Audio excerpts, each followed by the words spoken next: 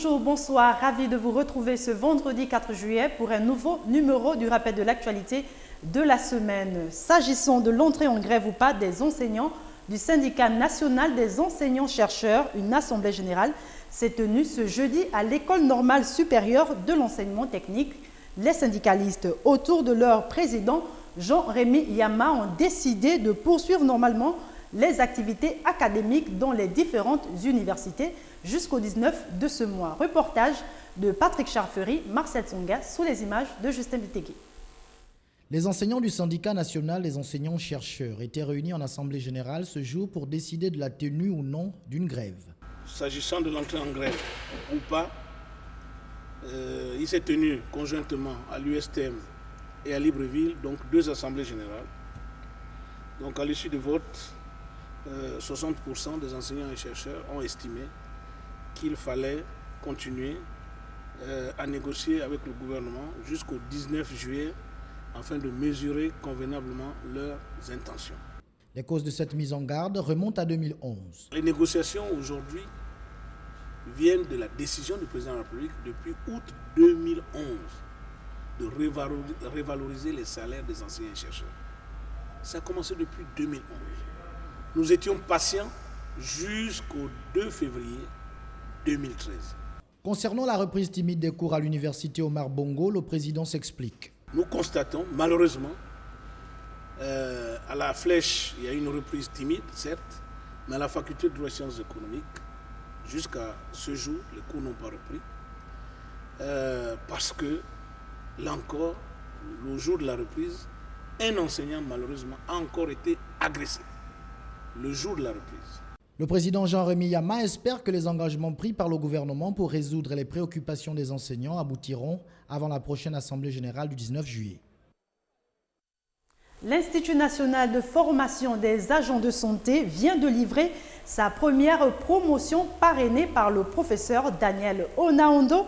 C'est au total 189 récipiendaires repartis dans plusieurs filières qui ont reçu des mains de leurs parrains, leurs parchemins, des récipiendaires qui sont pour la plupart des anciens agents de l'État gabonais. Compte rendu de Kenyongori sous les images de Justin Bitegui.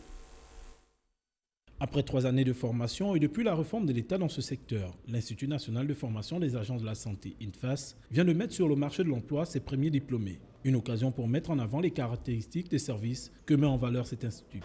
Sa vision se caractérise par une approche tridimensionnelle de la pratique professionnelle, notamment une dimension humaniste fondée sur la compassion envers le client-patient, l'engagement, la conscience, la fiabilité et la compétence des professionnels.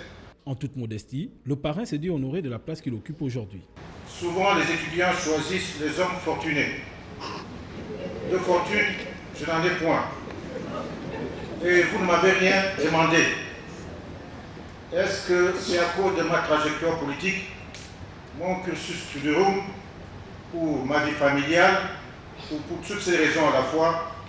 Dans tous les cas, vu votre engagement et votre détermination, j'ai fini par accepter. Je me sens donc honoré par votre proposition. Pour les récipiendaires de cette première promotion, c'est le soulagement malgré les quelques imperfections. Oui, je suis très satisfaite. Ça a été un dur labeur. Ça a été très long, très dur, mais enfin on y est arrivé. Au total, 189 impétrants répartis dans plusieurs filières ont reçu leur parchemin ce jour et mettent ainsi les bases d'une redynamisation du secteur de la santé dans notre pays pour répondre aux attentes très nombreuses des populations. Les examens nationaux du certificat d'études primaires et élémentaires ainsi que le brevet d'études du premier cycle ont débuté cette semaine sur toute l'étendue du territoire, alors que le BEPC se poursuit. Le CEP, lui, s'est achevé ce mercredi. Dans certains centres d'examen de la capitale, les épreuves se sont déroulées dans la sérénité totale. Reportage de Cornelia Soka sous les images de Refi Tsoga. C'est la deuxième journée des épreuves du certificat d'études primaires et élémentaires.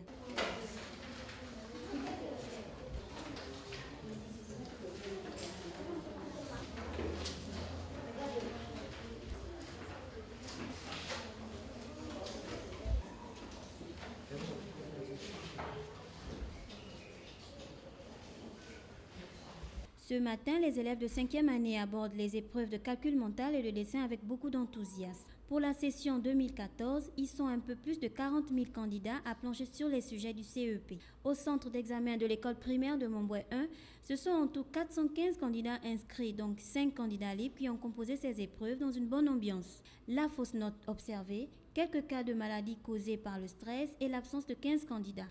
Un incident qui n'entrave en rien le bon déroulement de l'examen. Ça se passe très bien depuis hier jusqu'à aujourd'hui, sauf quelques cas de maladie.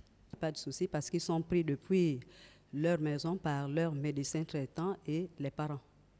Il n'y a pas de cas de fraude. Si c'est ce que vous voulez entendre, il n'y en a pas malheureusement. Ça se passe très bien. À quelques mois de la prochaine rentrée scolaire, les candidats caressent déjà le rêve d'enfiler les uniformes des lycées et collèges de leur choix. Le CEP, voilà le sésame qu'il leur faudra décrocher pour s'assurer une place dans la cour des grands.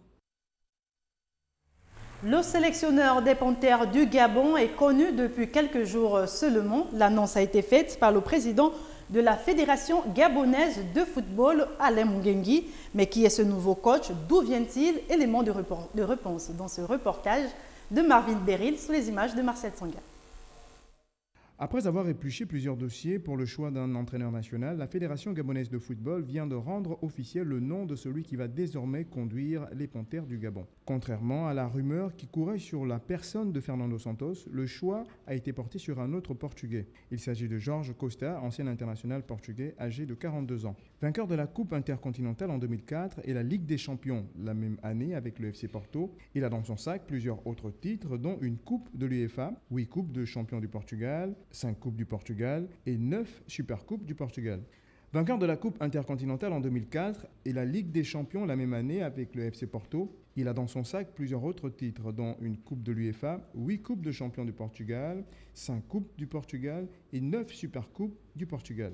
L'ancien défenseur, 50 fois international, a effectué l'essentiel de sa carrière au FC Porto, même s'il a également évolué à Penafiel, à Maritimo, à Charlton en Angleterre et au Standard de Liège en Belgique. Il s'est ensuite reconverti en entraîneur, exerçant dans son pays à Barga, à Academia, à Passos de Ferreira et en Roumanie. Il succède donc à Albert Bruno qui avait assuré l'intérim après le limogeage de Paolo Duarte. Jorge Costa manque cruellement d'expérience, peut-on dire. Aucun club de dimension européenne entraîné jusque-là. Aucun passage à la tête d'une sélection. C'est donc le Gabon qui va lui servir de laboratoire dans sa nouvelle vie de sélectionneur. À ce niveau, la question de critères de choix se pose. Après le raté de Paolo Duarte, le Gabon vient peut-être de prendre la route d'un nouvel échec. Les éliminatoires de la CAN 2015 seront déjà son premier test. Et l'actualité hors de nos frontières pour refermer cette émission. Retenez que le périmètre de l'ambassade du Gabon en France est en relief depuis lundi dernier. Plusieurs Gabonais de Paris, des provinces françaises et même de l'espace européen se sont attroupés devant leur représentation diplomatique pour se faire établir un nouveau passeport biométrique, une opération qui se déroule malheureusement sous fond de tensions et mécontentement. Retrouvons Jacques Jarel Sika, notre correspondant à Paris. Je suis là depuis lundi. Lundi à 5h du matin. Bonjour le Gabon. Vous voyez ce qui se passe là? C'est grave, hein? Moi je suis dépassé. Après le lancement lundi dernier de l'opération d'établissement de passeports biométriques par la Direction générale de la documentation et l'immigration DGDI, l'amertume, voire une colère bleue, commence à poindre chez les Gabonais de France. C'est déplorable. C'est le désordre total. Franchement, on n'en peut plus. Je dirais simplement que c'est un bordel organisé.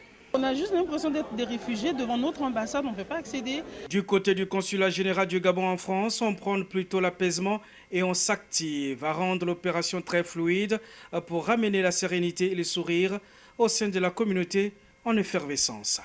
Le matériel qui a été mis à notre disposition s'est avéré insuffisant et défectueux.